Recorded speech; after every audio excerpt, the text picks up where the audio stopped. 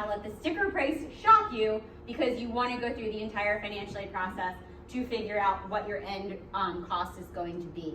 So just some important things to know. I'm sure, obviously, this is our third session time, so I'm sure you've been in other sessions where you've heard we are a smaller size school. There is a lot of personal attention at Arcadia. Once the student is admitted to Arcadia, every admitted student, when you do get your aid information, is assigned a personal financial aid counselor based on your alphabet breakdown of your last name. I work with a portion of the alphabet. There are 2 other undergrad counselors. We have grad counselors. So you will have a personal financial aid counselor who's going to be there for you throughout the process. Being a small school, I have connected with a lot of my families, a lot of my students over the years.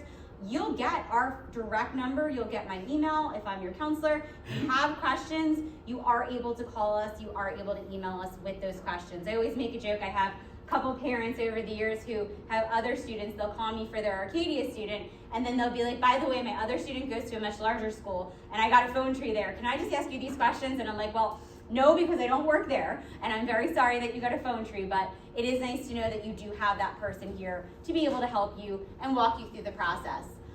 To that end, we do offer a wide variety of counseling opportunities for current and prospective students. Oftentimes, I will have current students who will email me, say like, hey, can we set up an in-person meeting? With Zoom now being very kind of across the board and available to many people, I've been Zooming with a lot of prospective student and families, like admitted students, because maybe they are from a little bit of a distance away, maybe driving all the way to campus for like a 15-minute meeting isn't really helpful for them, but we are able to Zoom and do different things. Many people these days are not into phone calls, which is totally fine, but we're always happy to do a phone call, email as well, so we are available in a variety of ways for students to be able to connect with us and families as well. Once the students get to Arcadia, we do also offer a financial literacy program, our Common Sense program.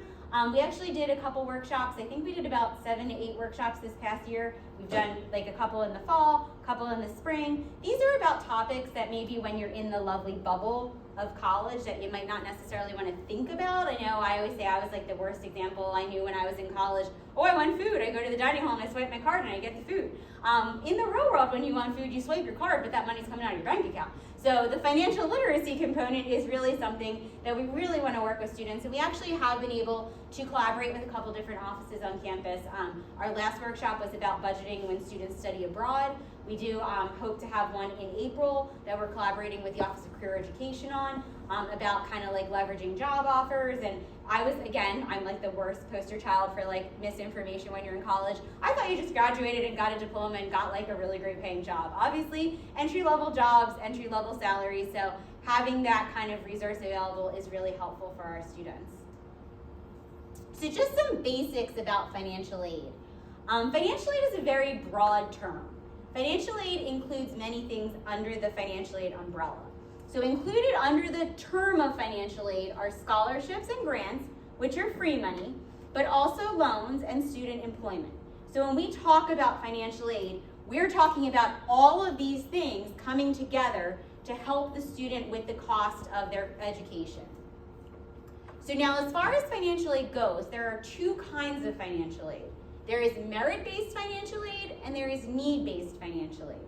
Merit-based financial aid is your scholarship. So merit-based financial aid is awarded during the admissions process.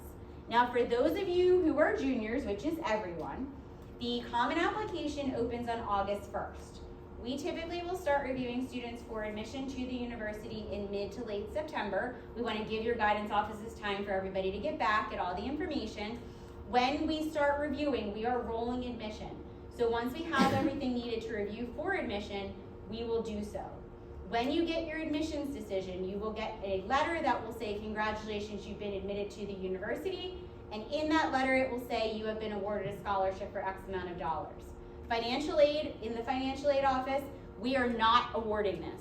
This is going through the admissions process.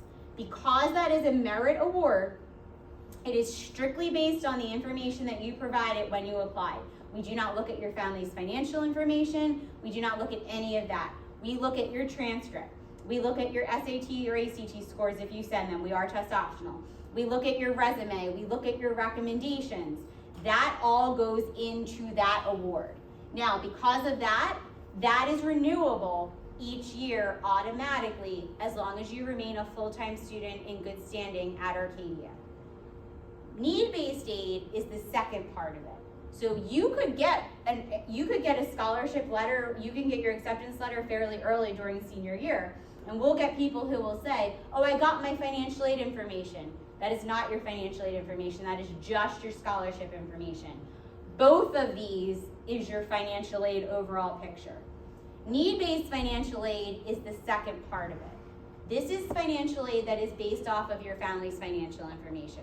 So this is the aid that when you apply for financial aid, this is when we're looking at all of that information.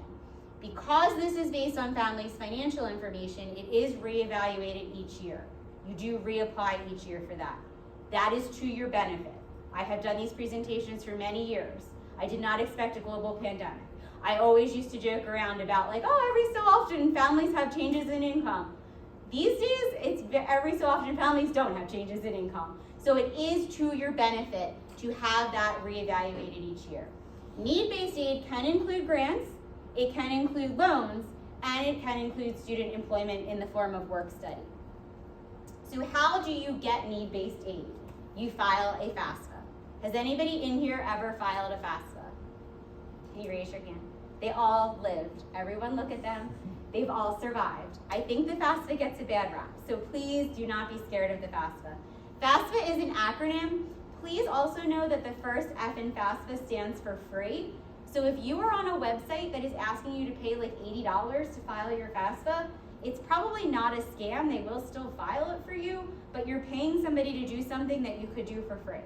So please, if you want to pay somebody, if you want to use a consultant to file your FAFSA, totally up to you. But it is a free application and they have pretty good customer service and we're here to help. Schools are able to help, so definitely something that you do want to try. As far as the FAFSA goes, it is the application for federal aid as well as state aid, and at Arcadia, it is also the application for need-based aid through Arcadia. A lot of colleges do use it for that, so you do want to make sure that you're filing that FAFSA. You do file one FAFSA per year for each student. So if you have multiple students attending college at the same time, each student does need their own FAFSA, but students, you can list up to 10 schools on your FAFSA. So you file one FAFSA, list 10 schools on there, very similar to the SATs, the information just gets sent to whatever school you put on the FAFSA. Now, if you are applying to more than 10 schools, God bless you and God bless your family for going through that process. A lot of times we'll get calls from students and they'll say, oh my gosh, I put my schools on there in alphabetical order, I have to take some off, what does that mean? It does not mean that if you put Arcadia on there and then you take us off, that your record disappears from my computer screen. It is still there. So basically what you do is you file the FAFSA with your first 10 schools, you go back in and you make a correction, update it, switch schools out, and then the next 10, gosh, if you're applying 20 schools, God bless you, they would get the FAFSA. As far as the FAFSA goes, it does look at parent and student information. Please, please, please, when you're filing the FAFSA, please make sure you know what section you are in and who they are asking about. You would be shocked at the number of high school seniors that we get who are making six-figure salaries and are filing their taxes as married, filing jointly. So please make sure that when you are in the student section, you are answering student questions for the student, and in the parent section, you are answering them for the parent. Now, will the FAFSA let you submit if you make a mistake like that? Yes. Being a small school, we do review every FAFSA that we do receive. So when we are reviewing students for aid, we will catch that and we will reach out and say like, hey, the parent and the student information kind of matches, just checking. It will be, you'll just go in and update it, but it does delay your process a little bit. So you do want to make sure, obviously, that you're doing the right thing the first time so you're not being delayed. For those of you who have previously filed a FAFSA, the FAFSA has always been available October 1st of the student's senior year. Now we are going to talk on another slide. The government, I swear it gets bored every so many years and just like changes things up. They are in the process of what's called the FAFSA Simplification Act. So they are simplifying the FAFSA, but simplifying the FAFSA has now delayed. The fall of 2024 FAFSA is expected to come out in December. Now I'm assuming once they figure this all out, this will probably be an outlier year and then they'll go back to the October 1st kind of timeline, but just so everybody's aware, more likely than not, next year's FAFSA will not be coming out until December. So as far as why you should file the FAFSA, first of all, as I said, it's free. It's not bothering anybody. It's not costing you anything. My boss loves this little line here. She created this little tagline herself, KNOW before you say NO. So no before you say no. I've talked to a lot of families and they'll say, oh, I went to a financial aid session at the high school. They told us we make too much money. I don't feel like doing it. The thing is, as an incoming student, especially at a private institution, you don't know what you're saying no to. So even just your first year, do it. See what you qualify for, because again, you don't know. If you want to be considered for any grants from Arcadia, you do have to file a FAFSA each year. So again, that is free money that you could be leaving on the table. So you want to make sure that you're doing that. It's really not as hard as it seems. Each little section has little bubbles where like it'll say, look at this line on your taxes. I went to school many, many years ago, and I always laugh because my parents used to make it a family event where my mom was at the computer, my dad was over here with the tax return. They were yelling lines at each other, and each student had to sit and just watch them do it because we all had to be a part of it because it was my FAFSA. So please, it is not as complicated as people make it sound. So with the FAFSA Simplification Act, there are some changes. They are going to kind of use fewer questions, which is a good thing. They are also renaming some things, so if you've never filed a FAFSA, this really doesn't matter to you because you didn't know what they were named to begin with, so they're just going to have different names. If you have previously filed a FAFSA, the most important renaming is the expected family contribution, which is currently the end result of the FAFSA, which I personally think is the most horribly named thing ever, is actually being renamed to the Student Aid Index. So basically the expected family contribution, when people got that, it was a number. And many people thought, oh, this is what I'm expected to pay out of pocket. That's actually not what it was, and that's not what it is or how it's used. So that is why they are now calling it the Student Aid Index. So basically what happens is when you file your FAFSA, you will get a Student Aid Index. That number is basically used as a guide, which is what the EFC is currently used for, to determine what you qualify for. So it's basically when you go to the amusement park and they have those signs that say you must be this tall to ride, that's basically what it is. It's to say this is a measuring stick to see what the student's financial need is, and also there are cutoffs for certain eligibility based on that number. Now as far as this stuff down here goes, this is still kind of being discussed, but what we have, and I have been doing this presentation for many years, and I told my boss today I have a little bit of anxiety because there is so much uncertainty with this right now. We are not 100% sure of what's actually going to happen, what's not going to happen, but we have been told that right now the FAFSA does ask for the number of students in the household that are attending college. They are not going to ask for that anymore in the calculation. And currently, if you come from a divorced or separated family, they do ask for the custodial parent information. They are now talking about that they're not going to do that anymore. They're going to look for the parent who provides the most financial support, which in some cases, most cases, is going to be the custodial parent, but in some cases it may not be. So once this is all finalized, there will be releases that will be sent out from the government, from the Department of Education. We'll be sending stuff out to help people. Somebody in the last session asked, like, how do we know if they're being vague about when it's going to open? How will we know when it opens? Once we have concrete information and dates and things like that, we will communicate that to the families, to the students, so that you're all in the loop.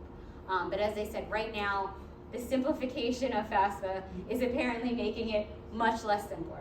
So we are in the process of just navigating this wave with all of you. So where does financial aid come from? So as I said, the FAFSA goes out.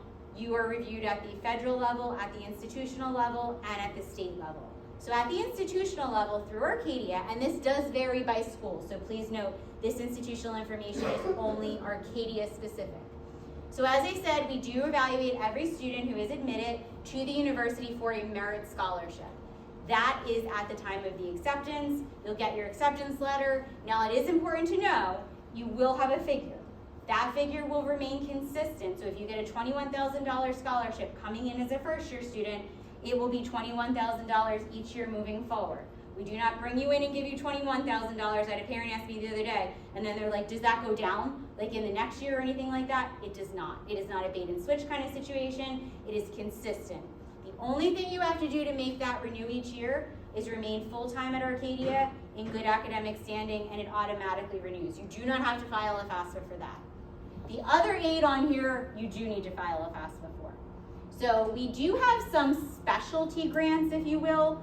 The distance grant is for students who live kind of outside of the immediate area, so outside of like Pennsylvania, New York, New Jersey, Delaware, Maryland, it's kind of like, if I always tell people, think of like if you're from Missouri, you're gonna qualify for a distance grant. If you're from New Jersey, I live in New Jersey, it takes me a half hour to get here, you are not qualifying for a distance grant. Now, with these specialty grants, a lot of times people will say, well, if somebody from Missouri gets that and I'm from Pennsylvania, am I getting like penalized because then I'm not qualifying for that? This is where the financial need comes in. So a student who gets a distance grant has less financial need now than a student who doesn't. So the student who doesn't may qualify for a higher Arcadia grant. So the Arcadia grant is the universal grant that every student is evaluated for when they are evaluated for need-based aid. This is free money from the university. You are reevaluated each year because it is based on certain factors. Obviously, your FAFSA being the first factor, but also your financial need is calculated based on what you're charged from the university. So if you change your housing status or something changes or you go abroad, that is why it is recalculated each year. Is anybody here the child, grandchild, great-grandchild of an Arcadia alum? I didn't understand. I had a lot of students this year. I had 2 students who told me they forgot that their parents went to Arcadia, and I was like, don't tell your parents that. So if you do qualify for that, you do need to let us know during the admissions process. Again, this is a specialty grant, so if you don't qualify for this, you're not being penalized. You would just qualify possibly for more Arcadia grant money. The sibling grant, if you have a current sibling who will be attending Arcadia at the same time as you, as I've told the last group, I was the oldest student in my family to go to college. My sister was 2 years younger than me, so we were in college at the same time. She went to Arcadia, I went somewhere else, but if we both were at Arcadia, we would have gotten a distance grant. We have a ton of twins this year. If you're a twin, luckily you get that distance grant as well. But again, if you don't qualify for these, please don't think that you're missing out on anything. Again, your need would be higher for the Arcadia grant. So as far as federal financial aid goes, this is money from the government. This is the money Uncle Sam is giving you to attend college. There are certain most federal aid is pretty universal between like schools. So when you get your aid offer from Arcadia, you get your aid offer from somewhere else, a lot of things are gonna match up and be consistent. Some things are not though. The federal Pell Grant is one that will be across the board consistent because that is based off of currently the EFC will be based off of the Student Aid Index when they rename it. As far as that goes, the way that works is that currently if a student has an EFC of 0, they qualify for the maximum Pell Award for this year, which is $7,395. Then what the government does each year is they have a cutoff. So they'll say if your EFC, which they just changed, so I apologize, I don't have it memorized, is this higher than this cutoff, you are not eligible for a Pell Grant. But they will go then from the cutoff to 0 on a sliding scale, so 0 gets the most Pell Grant money, and then as you get closer and closer to the cutoff, you will get a lower and lower amount of Pell Grant money. Because Pell Grant is calculated off of the FAFSA, the amount will be consistent between schools. So that's not like a financial need thing, that is directly tied to the FAFSA. We do not award Pell. I've had people who've asked me like, can I appeal my Pell Grant? And I'm like, I guess you can write to the White House, like I don't know, but we cannot change it. So as far as that goes. Now, parents, I'm sure how many of you have heard of the federal Stafford loans in your lifetime? You may be survivors of the Stafford loans. Again, the government gets really bored every so often. They actually renamed the Stafford loans and they are now called the Federal Direct Loans. I highlight this because I had a parent who I sat down with and she was very concerned as to why the government didn't give her daughter Stafford loans, and I said they did, they just disguised them to confuse you. So these are the Stafford loans, formerly known as the Stafford loans. They are now called the Federal Direct Loans. Every student who files a FAFSA is automatically eligible to borrow these loans. So they are in the student's name. There's no credit check associated with them. The amount of the loan is based on the student's year in school. So a freshman is eligible to borrow a $3,500 loan. A sophomore is $4,500, and a junior and a senior is $5,500. Now that amount can have the opportunity to either be subsidized or unsubsidized. Subsidized means that the amount does not accrue interest while the student is in school. Unsubsidized means that it does. Now, that is calculated using a math problem based on the cost of the school, your financial need, the other aid, all of that kind of stuff. So subsidy may vary from school to school, depending upon the cost of the school. So if a school is cheaper, you may not qualify for subsidy. School is more expensive, you may qualify for subsidy versus like if you have multiple aid offers. The really good thing about subsidy is that it's not like an all or nothing kind of thing because it is a math problem. So you could qualify for a portion of the $3,500 to be subsidized versus nothing at all. So that could vary from school to school, but it will always be $3,500. In addition to that amount, the government, in their ultimate generosity, allows every student to borrow an additional $2,000 loan. So it will be 35 and 2, 45 and 2, 55 and 2, in addition to that loan. Now that $2,000 will always be $2,000 and it will always be unsubsidized, so it will always accrue interest while the student is in school. Now what they do with the interest rates is that this is what's called, they do a variable fixed rate. So what that means is that the summer of every year going into the new school year, the government resets the interest rate. They have until July 1st to do this. Some years it's very easy. We have a rate pretty early. Some years you'll see them on CNN fighting with each other. So we have no insight. I will get calls, I will get emails from parents and they will say like, is it like a pattern? Does it go up? Does it go down? To be very honest with you, I think they spin a wheel and throw a dart at the wheel and then pick a different number from what it hits because it's never been any kind of consistent pattern. So you actually don't have to accept these loans until the summer anyway.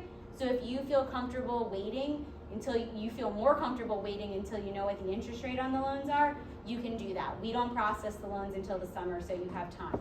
As far as these interest rates go though, usually they are much lower than the other loan options out there. So a lot of times people know, I'm taking them anyway, I'm just gonna move forward with it, and once I find out the interest rate, I'll find out the interest rate. Because these are in the students' names, they are automatically deferred payments until 6 months after graduation. So students, you'll get a very lovely Thanksgiving present from the government about repaying your loans. Before you graduate, we do exit counseling, so students are really kind of prepared to set up those repayments. Typically, it would be a 10-year repayment option for students, but if you do have unsubsidized loans that are kind of gaining interest while you're in school and you want to work with your lender to pay on the interest while you're in school, you do have the option to do that as well, but it is an automatic 6-month grace period after you graduate. Now, this federal aid is awarded to schools from the government kind of based on the size of the school. So each school has a different pot that they're pulling from. So this could look different between schools, but it is still federal aid. So the federal SEOG grant is a federal grant that is awarded based off of the FAFSA information. At Arcadia, in order to qualify, a student does need to be Pell Grant eligible. Because we do have limited funding, it typically is about a $1,000 grant that a student would receive. Again, if you don't receive SEOG, your need is just higher, and then obviously you have an Arcadia grant that you would receive in that place. Work study, I am sure that you have seen our lovely ambassadors today in their lovely red shirts. That is a work study position. Work study is a federally funded program, so it is awarded based on your financial need on your FAFSA. As far as work study goes, when you get your aid offer, it will show all of the aid plus your scholarship that you qualify for, and it will show an estimated out-of-pocket cost on there. Work study is awarded as a part of financial aid, but it is not deducted from tuition, so it is not factored into the out-of-pocket cost. So if a student takes a work study job, they are paid for the hours that they work. If a student does not take a work study job, you're just not paid. It is literally no different from if you're in high school right now and you go out and get a job and you get a paycheck versus maybe your friend doesn't have a job and they don't have a paycheck. So it doesn't change what your family owes to the university, it's just whether or not you're earning money while you're here. Now, as far as this goes, our students are offered a variety of jobs. So we award work study eligibility from the FAFSA, but we do have an Office of Career Education on campus and they coordinate the work study program. So the way that the process works is that over the summer, once a student commits to the university, the summer before your freshman year, You'll work with Career Education. They'll send out emails about Handshake, which is our online application portal. It'll have all the job descriptions, all the listings. I like that because I know sometimes like you don't want to like talk to somebody and then be like, oh, I don't really like that job, and now I talk to them. It's nice to be able to kind of go through those listings, apply, and then if you do decide to take a work study job and you have a placement, the Office of Career Education will work with students during orientation to give them their placement information, your supervisor information, and as I said, you are paid for the hours that you work. This is not a one and done kind of situation. So like, for example, I talked to some students who are coming in and they say, you know what, I kind of just want to make sure that like it's something I can handle. I don't want to commit to something my freshman year. Just because you said no your freshman year, we're not going to be like, oh my God, they never want it again. We will review you each year. Again, this is why you reapply for aid each year, because your thoughts and what your needs could change. Also with work study, you can set up, most of our students do have direct deposit, so it would just go right into your bank account. As I said, it doesn't go into your tuition account or anything like that when you do get paid. So some other types of aid, how many of you are from Pennsylvania? Show of hands. Oh, okay. How many of you are from New Jersey? Other states? Okay, what states? Maryland? Delaware, okay. Delaware will let some state aid cross bridges. New Jersey, not so much. Pennsylvania, also not so much out of Pennsylvania. So state grants, so even though we are a private school, there is a Pennsylvania state grant. Maryland, I'm not 100% sure about. You guys would have to check that on their website as to what can come in and come out. But this, they actually, so each state uses the FAFSA as the application for state aid. So each state has a deadline. I can tell you Pennsylvania's is May 1st. Each year you have to file your FAFSA by May 1st. This is the state. They are dealing with the entire state. They are not us where we have priority deadlines and oh, you missed it, it's okay, we'll work on this. This is an actual deadline. They don't really want to give this money away. Obviously, they're not going to be like making exceptions if you miss a deadline. So when you do your FAFSA, they will get the information. If the student needs to do additional information, the Pennsylvania State, I'll use them as my example, the Pennsylvania State Grant Office, their office will reach out directly to the student. And they may say to the student, hey, this is FIA, that's their name. We're just looking for some additional information. Can you fill out this form? Can you do this?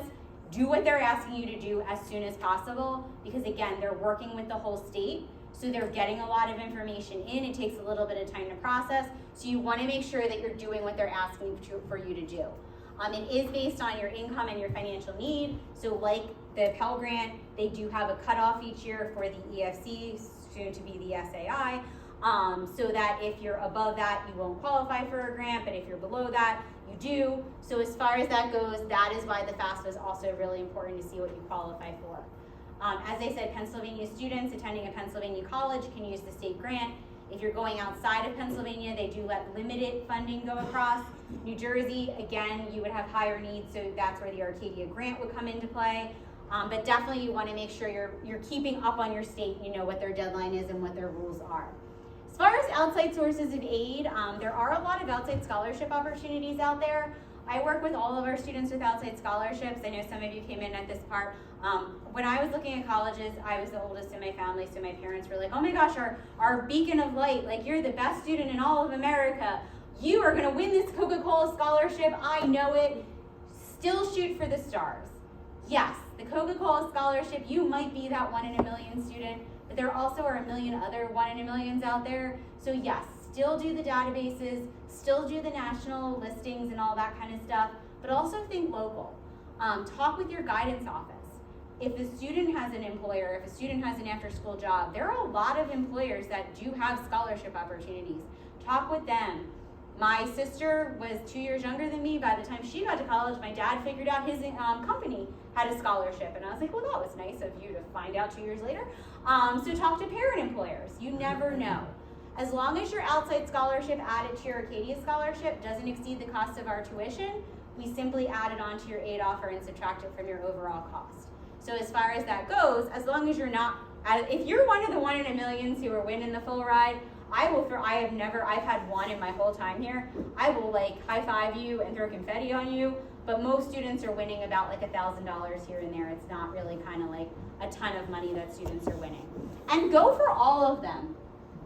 I had a student who won like, I think about 10 different scholarships, and she kept emailing me and being like, I'm so sorry, I have another one. And I was like, what are you talking about? By the time I added them up, I was like, you have like $5,000 that now you don't have to pay for. Like, that's awesome. So please, please, please, I had a student this year who won a local organization. She won $10,000, and she emailed me and she's like, is this a scam? And I was like, well, wait, did you not apply? I was like, then I was like, wait, no, the organization had contacted me. I'm like, did you not apply? Like, I'm very confused. She's like, no, I just never thought something like this would happen to me. And I was like, oh my gosh. I was like, we are all very happy for you. So definitely, just once you know, if you want anything, just let us know, and then we can kind of take it from there. So as far as the process goes, as I mentioned, admission applications do start being reviewed usually in mid to late September. The Common App opens August 1st. As far as the FAFSA goes, you can complete the FAFSA now that the deadline's kind of pushed back a little bit to December. Most people will have already applied to the schools, but if you want to apply for FAFSA prior to applying to schools, you don't have to be admitted to the university to submit a FAFSA. Basically what happens is if you submit a FAFSA before you're admitted, it'll just come through and sit in the holding pen and wait until you're admitted, and then the two records will link up. Little PSA, the Common App will ask for your social security number. That is how the two records link up. If you leave your social security number off of your Common App, it does take a little bit longer for us to kind of figure out who is missing what. We do have a process that does do a sweep for them, but it does take a little bit of time. So please, please, please make sure that you are doing that when you are submitting your Common Application. In order to be reviewed for financial aid, students do need to be admitted to the university and have a FAFSA on file. As far as that goes, once we start reviewing for aid, our current timeline is that it opens on October 1st. We start reviewing new students usually in mid-December, and then we do it on a rolling basis. Now, obviously, we will have to adjust that if the FAFSA is not opening for you all to fill it out until December. But we are aware of that, and we are going to try to really ramp it up to get them out as fast as possible when we get the information. But moving forward, as I said, I'm pretty sure once they figure this year out, it'll probably go back to the October 1st deadline. So in future years, returning students, though, do have a pushed back deadline. We actually will start reviewing them for aid now, because new students, you're all blank slates. I tell my returning students, y'all have baggage. So we have to check their academic progress. We have to check their grades. They're like, oh, do you just do the new students first because like they're new students? And I'm like, no, it's not like we like them better than you. It's that we have things for you that we have to actually check, and they don't have those things. And then once your aid offer is available, you will be notified via email that you can view it on the financial aid portal. You can create a portal account at that time. We'll give you instructions on how to do it. Also, a paper copy of the aid offer will be mailed out to you in a red envelope. I like the paper copy better because we do the math for you on there with your out-of-pocket costs. On the portal, you have to actually do subtraction. I always tell my financial aid students, I'm like, let us do the work for you. We'll get it, but you can do the subtraction yourself as well. And you can contact our office if you have any questions. As I said, once you get your aid information, you'll get your financial aid counselor's information, and we are here to help. Our general information's up here, but if anybody has any questions right now, I'm happy to answer them. Yes? Would outside aid affect the grants or scholarships that you might receive from Arcadia? Typically no, because it's not usually a ton of money. So typically it would be more of the scholarship. So as long as the outside scholarship added to the Arcadia scholarship doesn't exceed the cost of tuition, we just add it right on. Now again, like if we had a student who was bringing in like really close to the limit or something like that, we may have to say like, you know what, there are kind of limits that students can do for like aid because the government puts those in place to protect the students. So I've actually had students where I've said like, hey, I'm gonna take your loans off, like we'll replace the loans because you want an outside scholarship. I will always replace loans first. And most people don't complain about that when I give them. I had a student who was like, thank you, and I was like, okay, we're good. Yes? What's the max merit scholarship award? Currently, right now, it's $28,000. We do reevaluate those each year. So for this school year, it is $20,000. Any other questions? And I always joke around with students because I'm like, when you're looking at our costs and it's like $62,000, you're like, yes, $28,000 is so much money. And then you look and you're like, 62 minus 28 is still a really high number. That's where the kind of second part really does come in. And I can tell you, like, I work with admissions and financial aid, and I've actually been pleasantly surprised. Like, I always feel like sometimes like schools are like just like reiterating, like, I know it's all gonna like even out. I've actually had a lot of students in the past couple years, especially, who like they have state school offers and us, and we actually come in cheaper because of institutional aid and different things like that. So that's why I always tell people, like, go through the whole process. Like, don't write things off just because you look at it and say like, it's not going to work out. You don't know that until you try. So definitely don't write anything off or anything like that until you see the actual information. And then once you see the actual information, we have financial aid appeals process. Like, we have things that we can work with families on. And with the pandemic, I always like to also mention, we also have a process in place. Like, if a family has, the FAFSA is going to ask for 2-year out income. And we always used to, like, again, before the pandemic, make jokes like, oh, I mean, hey, your life might be different 2 years from now. Yeah, everybody's life is different 2 years from now. So we also have processes in place for that as well.